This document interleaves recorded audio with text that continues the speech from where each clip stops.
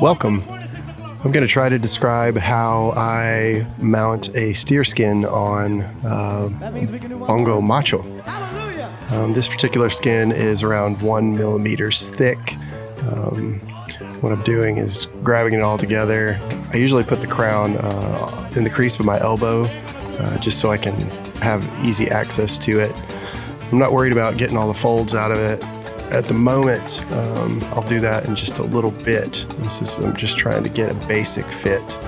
And I'll move that disc out of the way. I'll describe that disc in a little while. That's actually kind of to help relieve some of the tension after the head goes on. So what I'm doing is hooking the lugs. These are extra long custom form tuning lugs, which we also sell. And now what I'm going to do is pull the skin out from the sides to remove all of those folds. I'm not really wanting to stretch the skin across the bearing edge just yet.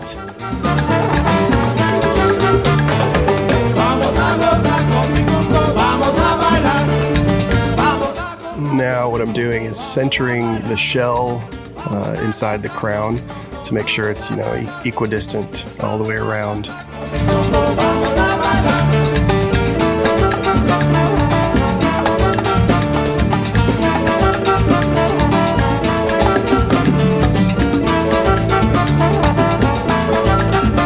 A little more fold removal.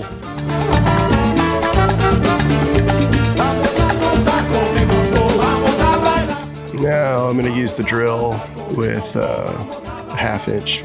I use a cross pattern. Start applying a little bit of tension.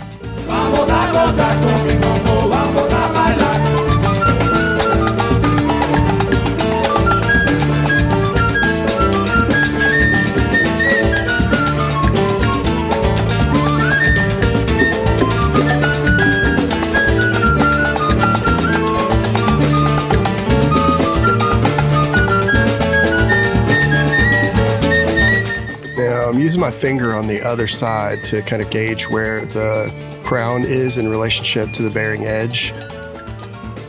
I won't use my jig until I've got it like almost level with the bearing edge. And the jig is kind of a 2-stage deal. The first stage is set at 3/16 of an inch. And the second stage is set at 3/8 of an inch. And that'll be my end point. That's the collar height, basically the distance between the top of the crown and the top of the bearing edge. What we normally do is 3/8 of an inch.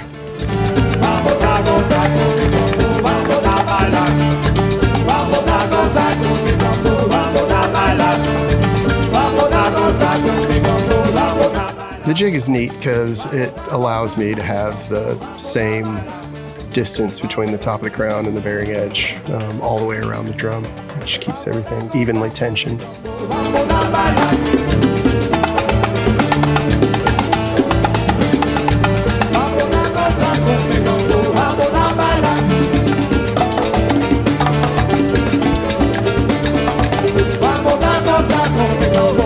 What I've got there is a piece of brass, and I'm using a razor blade to cut the skin. The brass keeps me from cutting into the head side of it. And I've got a modified carpet knife. Basically take the carpet blade and put it on the grinder to make sure that the edge is nice and curved. And then I'll use a deburr to take off the sharp edges so that if I happen to make contact with the playing surface, it doesn't cut it.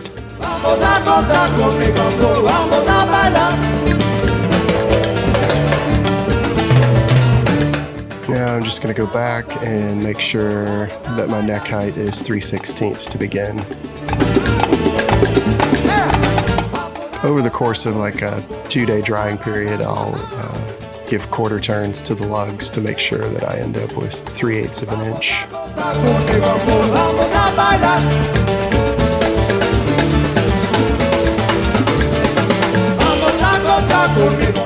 And that's it.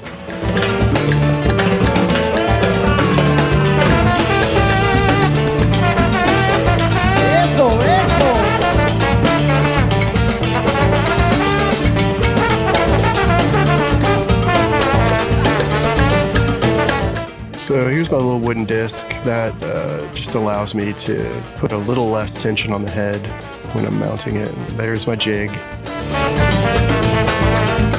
That's my piece of brass.